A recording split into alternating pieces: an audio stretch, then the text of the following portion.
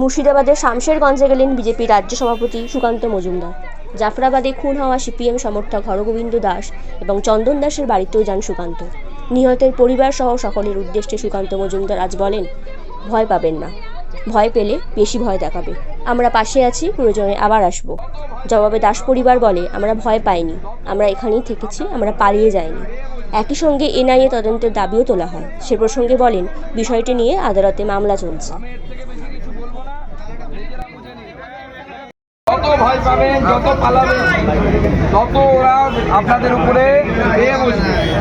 ভয় পাবেন না, পালাবেন না, লড়াই করুন, আমরা আছি। আমি এর থেকে বেশি কিছু বলবো না, নিজেরা বুঝে নিন, ঠিক আছে? লড়াই করুন, বাকিটা আমি দেখে নেব, আমরা দেখে নেব। আরো দেশে ঢুকছে, দেশে ঢুকছে, চিন্তার কিচ্ছু নেই। ওই জন্য আরো কোম্পানি আছে। ভয় পাবেন না।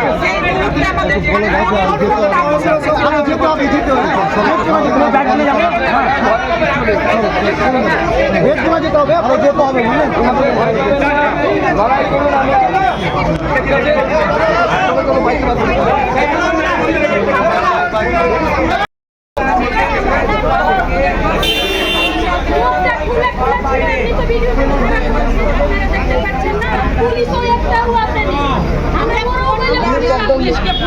পুলিশকে ফোন করে আমাদের হাত ধরে